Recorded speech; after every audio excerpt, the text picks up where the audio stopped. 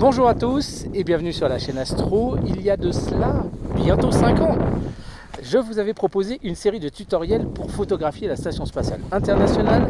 Mais à l'époque, je vous avais montré comment le faire avec un appareil photo numérique et globalement un Dobson avec un suivi manuel. Et je vous avais promis de vous faire des épisodes sur comment faire beaucoup mieux. Et bien aujourd'hui, j'ai l'immense plaisir d'accueillir Charline, une des spécialistes, on va dire presque mondialement reconnue maintenant. Non, je pense pas quand même. Non, non, oh non. si, quand même. Bon, dans le tout petit milieu peut-être. Dans le tout petit milieu, voilà, des spécialistes de la photographie de l'ISS, avec une méthode particulière qui consiste à photographier l'ISS avec une monture équatoriale allemande. Exactement. Alors j'utilise un logiciel pour ça. C'est pas du tout du manuel. En gros, c'est la monture qui va calculer les trajectoires et qui va se débrouiller quasiment toute seule. Moi, je vais venir corriger les erreurs qu'elle va faire. Donc voilà, c'est beaucoup plus simple qu'avec un Dobson. Là-dessus, il y a en fait 3 écoles. Première école, vous prenez une monture de type azimutal, et toi tu le fais avec les CPC de chez Celestron. Exactement. Toujours avec le logiciel SkyTrack. Toujours. Donc ce sera le même principe, simplement on s'adapte à la monture Exactement. équatoriale ou azimutale. Deuxième possibilité, effectivement, SkyTrack avec une monture équatoriale allemande, c'est ce qu'on va vous montrer dans cet épisode. Et troisième possibilité, c'est d'incliner la monture, alors on fera ça plutôt avec une monture AZ2Q, de l'incliner de façon à travailler dans un seul axe en fonction du plan de survol de l'ISS. Ça, c'est la méthode de Laurent Langelet. On en parlera peut-être un jour avec lui à l'occasion. Moi, c'est ce que j'ai bien compris comme idée, puisque là, si on a un plan d'évolution, ouais, là, qui est relatif, dont l'orthogonal finalement est l'axe polaire. Et oui. si tu inclines, en fait, avec les mouvements altitude azimut, ta monture, en fonction de la trajectoire orbitale de l'ISS, tu n'as quasiment pas de correction et surtout, tu peux peut-être t'arranger pour ne pas avoir de retournement de méridien. Alors ça, c'est ce qu'on fait très facilement manuel sur une monture équatoriale. Je ne sais pas si ça marche avec des logiciels. On lui demandera. On lui demandera. Voilà. Et après, il y a des méthodes aussi encore plus élaborées. Par exemple, Thierry Legault, qui lui a carrément modifié sa monture. Mais là, nous, on peut le faire avec une monture de type SynScan. Voilà, alors en fait le logiciel fonctionne, au départ il fonctionnait avec les montures Celestron de type CPC ou Nexstar, les montures à fourche en fait. Et le logiciel a évolué pour pouvoir être utilisé par des montures équatoriales et surtout les montures Skywatcher. Il faut savoir que l'année dernière, la personne qui a fait le logiciel a fait une collaboration avec Skywatcher et c'est Skywatcher qui a validé le logiciel. Donc ça marche quand même plutôt bien. Plutôt bien, pas toujours quand même, ça on le verra plus tard. Bon, est-ce qu'on commence par nous présenter? Tu nous présentes? Allez, je présente sur le setup. Alors on va se replacer dessus. Allez.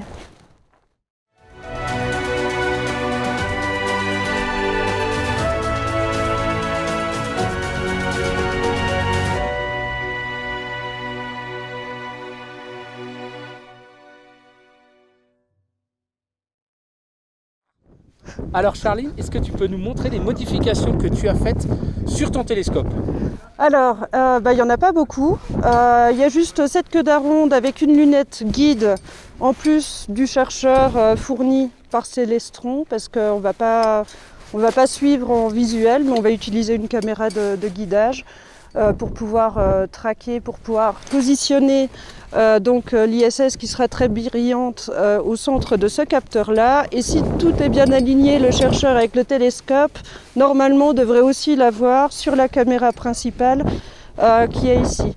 Donc, globalement, le setup, c'est du setup pour du planétaire. C'est caméra planétaire avec en high speed, une Barlow si on se sent assez courageux et assez précis pour pouvoir grossir et pour avoir des détails. Là c'est une x2. Hein.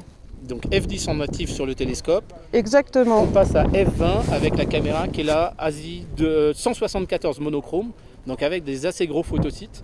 Et ce qui permet, on est vraiment dans l'échantillonnage optimal. Voilà. Là c'est quelle caméra? C'est une 120? Alors celle-là c'est une couleur. Non, c'est pas une 120.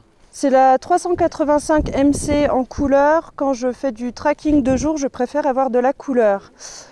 Pour des raisons très simples, c'est qu'on voit beaucoup mieux une cible légèrement jaune sur un fond bleu, parce que le ciel est très brillant, l'ISS est très brillante aussi, donc la différence de couleur, si on joue sur les saturations, permet d'augmenter un petit peu la visibilité. Qu'est-ce qu'il y a d'autre encore? La lunette, c'est combien de diamètre et de focale? Alors diamètre, elle fait 62, en focale elle est aux alentours de 300. C'est pas une super lunette, mais ça suffit. J'ai un petit secret. Alors là j'ai un petit secret. Alors j'ai fait des tests. Je trouve que ça aide un petit peu, même si ça rend les choses les plus compliquées, c'est d'utiliser un filtre polarisant. Donc là encore, pour le tracking de jour, il faut savoir que quand on utilise un filtre polarisant sur le ciel, selon la position du soleil, il y a une certaine partie du ciel qui peut être assombrie grâce à ce filtre polarisant. Donc en fait, cette lumière très brillante du ciel peut être complètement rejetée. Et comme les étoiles ne sont pas polarisées de la même façon, on augmente les contrastes pour pouvoir voir les étoiles sur ce ciel bleu de jour. Alors c'est pas parfait, mais ça rajoute un petit cran de contraste. Et la caméra couleur qui ajoute aussi des différences de couleurs pour pouvoir la voir plus facilement. Voilà, en gros. Concrètement, comment est-ce que ensuite la monture et le logiciel SkyTrack vont savoir vers où viser? Alors, tout simple, on fait l'alignement 3 étoiles avec la monture, avec SynScan, l'application SynScan sur ordinateur, donc alignement 3 étoiles tout à fait basique. Une fois que c'est fait, on va connecter le software SkyTrack. Et depuis ce logiciel, on va télécharger les TLE, qui sont les coordonnées des satellites, qui vont dire à la monture, elle passe à telle heure, à tel endroit et à tel angle, en gros. Et il n'y a pas que l'ISS qu'on peut traquer, on peut traquer tous les satellites et tous les Starlink si on en veut, si on en a envie. On n'a pas assez bouffé sur les photos. Non, mais pour s'entraîner, les Starlink, c'est super. C'est des soirées traquées des Starlink. Moi, j'en ai fait beaucoup, ça aide beaucoup. Donc le logiciel, par contre, c'est récupérer tout seul directement les TLE. On n'a pas besoin de connaître un site web, d'aller fouiller l'adresse web. Il faut juste une connexion Internet. Juste une connexion Internet, télécharge les derniers TLE de telle cible, il les récupère. Exactement. Et il faut synchroniser quand même l'heure de l'ordinateur avec une horloge atomique ou une horloge GPS. Et il faut les coordonnées GPS bien évidemment précises et l'altitude précise du lieu dans lequel tu te trouves. Oui. Comment tu synchronises l'heure? Il y a une application chrono, je ne sais plus comment elle s'appelle. Chronos ou oui, atomique, machin, ouais. C'est ce genre d'application. C'est ça. Donc tu te synchronises sur des horloges atomiques, pas sur les horloges GPS. Non, attention, sur les horloges. Il y a un delta de quelques secondes entre sur les horloges atomiques. De toute façon, quoi qu'on utilise, c'est jamais précis. Enfin, c'est jamais parfait. Donc voilà. Donc concrètement, justement, on va essayer, on va aller pointer l'ISS quand elle sera encore très lointaine. Du coup, on peut avoir une tolérance d'avance ou de retard de quelques secondes. Voilà. La centrer et au fur et à mesure, ça va s'accélérer. Exactement. Jusqu'au moment où on va avoir la résolution qui s'adresse. Voilà. Donc le mieux, c'est de commencer en fait dès qu'on la voit à l'horizon, on va la voir bouger le télescope va lui bouger très doucement. Donc on va dire de façon assez simple, on va pouvoir la remettre au centre du capteur. Si on commence à faire ça quand elle est vers 60 degrés, là c'est beaucoup plus rock'n'roll, on va dire. Donc on attaque vraiment dès le début et on n'attend pas le passage zénithal. Non. Alors que quand, dans mes derniers essais, quand je shootais au Dobson, alors c'est beaucoup plus. Le passage idéal c'était vraiment au zénith parce qu'on a juste un mouvement de descente à faire. Ouais. Et en fait, tu te mets dos à l'arrivée de l'ISS. Tu as l'ISS qui arrive dans ton dos. Tu regardes dans le sens, ok, je suis bien aligné, j'ai bien aligné mon azimut. Et l'ISS va passer et on va se mettre un petit peu en avant du zénith. Et ensuite faire le passage comme ça. Et ce que j'ai remarqué, c'est que dans les passages du soir, l'ISS a ses panneaux solaires vraiment comme ça, bien vis-à-vis éclairés. Du soleil. Ouais. Donc on va se retrouver avec une ISS bien de face pendant qu'elle est en phase descendante. Au Dobson, c'est la technique. Mais toi, tu shootes dès le départ. Voilà, et donc du coup, je préfère aussi la shooter le matin. Au petit matin. Donc, parce qu'au petit matin, elle arrive toujours à l'ouest pour aller jusqu'à l'est. Et donc du coup, le soleil étant de l'autre côté, C'est pareil. Pendant sa phase de montée, elle te montre sa pleine face en fait. C'est ça. Donc en fait, tu vas avoir la meilleure face avant le retournement de méridien. Exactement. Ok, donc voilà. Concrètement, on vous propose de voir ce qui s'est passé quand on s'est levé à 5 h du matin pour faire l'alignement 3 étoiles. Pendant toute la journée, la monture est restée alimentée et le PC était en suivi d'une étoile, ce qui nous permettait d'être bien certain de ne pas trop se décaler avec le temps. Voilà. Et après, une séance de capture sur un passage de l'ISS avec un résultat qui est quand même proprement bluffant. Voilà. Il est 5 h du matin et alors que les astronomes dorment grâce aux automatismes de leur télescope, Charline s'est levée afin d'appliquer à la lettre, bien évidemment, les tutoriels sur la mise en station et surtout l'alignement 3 étoiles avec l'application SynScan. Son ordinateur est en effet relié en filaire avec la monture, ce qui permet justement un étalonnage 3 étoiles et la prise en compte donc des petits reliquats de mise en station. Mais tout ça n'a donc plus de secret pour vous. Et bien évidemment, Charline ne craint pas le froid puisqu'elle a tous les vêtements qu'il faut pour rester bien au chaud. C'est parti, on va sur Vega. Donc là, il y a le télescope.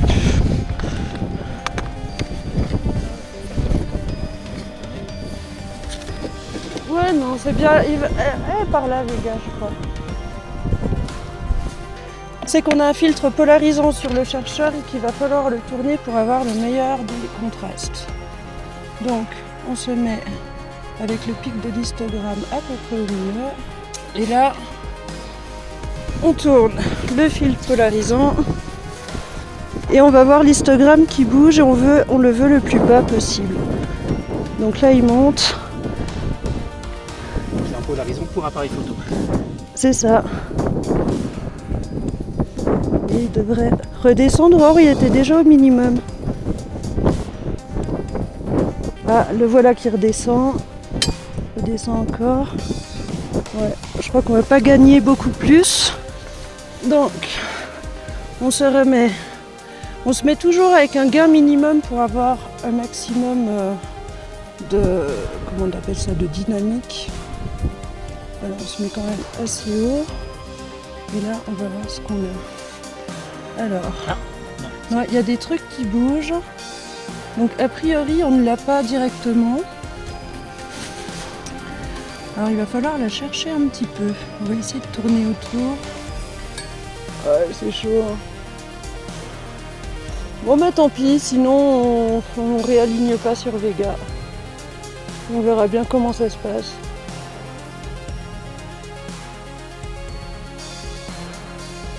Ça se trouve, elle est complètement à côté. Ça arrive.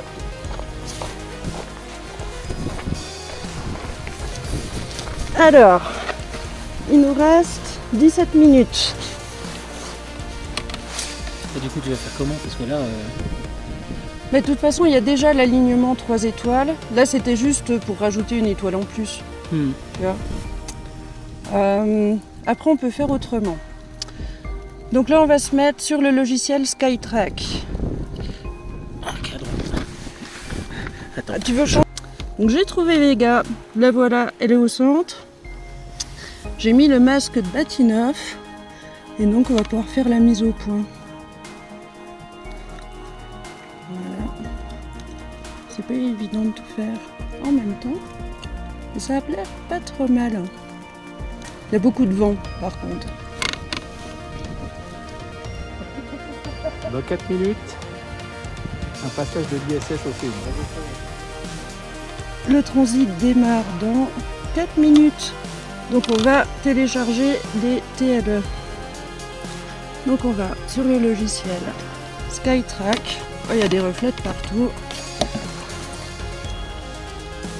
On va dans TLE. On choisit les sans objets les plus brillants. Il y aura l'ISS dedans et on télécharge. Voilà, c'est aussi simple que ça. Et ici, il nous dit que le fichier est tout neuf de 0 heure. Donc là, on est content. Ensuite, on va aller dans Satellite Tracking et on va chercher, on va sélectionner l'ISS. Voilà. Et donc, elle va arriver, c'est marqué ici, le AOS, dans 2 minutes. Donc on attend bien sagement. Donc Vega est là sur le chercheur, elle est là sur le télescope, la caméra principale. Okay. T'as fait ta mise au point là déjà? J'ai fait la mise au point, il y a tellement de vent qu'elle va pas être très précise, mais ça suffit. Donc avec le Bahtinov qui est là. Imprimé en 3D par Christophe. Ensuite, qu'est-ce qu'on fait? Voilà, là il nous dit que dans 42 secondes, elle va arriver. Donc on se prépare. Donc on a téléchargé les TLE qui vont dire à la monture où l'ISS doit se trouver dans le ciel en théorie. Le problème c'est que ce n'est jamais parfait, il va falloir corriger la trajectoire et pour ça on a ce petit pad, ou je ne sais pas comment on peut trop appeler ça. Donc en gros il y a des axes. Il y a l'axe du temps que j'ai mis en horizontal et la perpendiculaire au temps, oui verticale et la perpendiculaire. Donc c'est relatif à la trajectoire. C'est relatif à la trajectoire. Il n'y a pas de haut et de bas, on va un peu plus en avant dans le temps par rapport à la trajectoire ou un peu plus en arrière ou un peu plus perpendiculaire. Donc en fait, on le met à 0, ça veut dire que quand il est à 0, c'est la trajectoire théorique calculée par la monture. Si on va à droite, on va se mettre, là c'est 0,35 secondes, 0,45 secondes, 0,5 secondes par rapport à la trajectoire de l'ISS et après la perpendiculaire. Donc moi j'ai choisi au niveau de la sensibilité de ces incrémentations, je crois qu'on dit comme ça, quelque chose de fin pour le temps mais quelque chose d'assez corsé par rapport à la perpendiculaire. Voilà, je crois que pour l'instant c'est à peu près tout et on va attendre. Donc là il faut que tu te centres là. Oui, bah après je me remets sur 0 et il se remet à 0. Et tout ça c'est le logiciel Skytrack. Voilà. Qui fait ça. Alors, je vais par contre remettre le petit réticule bien ici, parce qu'on sait que si on est sur l'étoile, la cible est sur le capteur. Normalement, ce truc devrait biper dans 30 secondes. 46 secondes. Ça, c'est l'application ISS Detector. Et elle te prévient que l'ISS donc est on voit pas très bien. Est au niveau de l'horizon. Non, on voyait bien. Ouais. Et est au niveau de l'horizon. Bah là, elle est en dessous. Là, elle est à 30 secondes d'être visible selon l'application. Elle va passer côté nord. On ne s'amuse pas à la traquer quand elle passe près du soleil, ou alors il faut un filtre solaire. Et puis voilà, 9, 8, 7, 6. Alors là, tu as un petit décalage entre les deux. Ouais, c'est pas grave. Donc, là, on l'a. Et normalement, on peut traquer. Ah, attends, en fait, je ne l'ai peut-être pas. Voilà, je ne l'avais pas connecté. Ah, le télescope se met à bouger. Alors, j'ai pas mis mes temps de pause pour la caméra principale. Je me mets à 600 microsecondes. C'est assez court, mais pas trop court pour qu'on puisse y voir quelque chose. En gain, je me mets à 200. J'utilise la 174 mm de SVO. Et tu ne dois pas toucher ton polarisant. Non. Parce qu'elle est assez brillante normalement. Et puis le polarisant, normalement elle devrait être à peu près sur la trajectoire de Vega et le polarisant était bon dans cette zone-là. Alors, regarde. Donc là je viens de remettre, et là on voit un petit bidule, donc c'est probablement l'ISS. Ah, il faut que je refasse.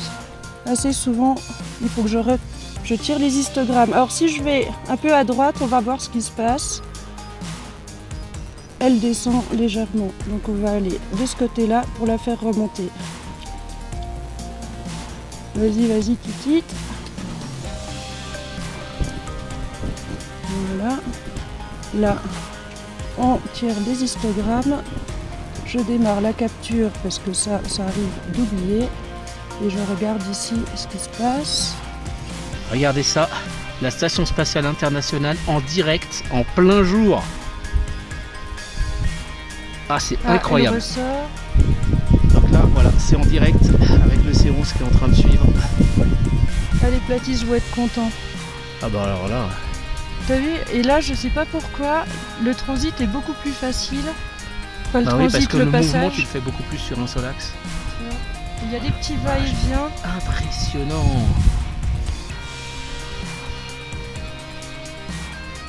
Ça turbule. Hein. Regardez la vitesse à laquelle ça va. Nous, on la voit. Hein. Je crois que faut que j'arrête. Tu la vois plus? Non, mais t'as vu la Ça va trop monture? Et Ça avait une petite marge, mais waouh, bravo. Bravo Charline.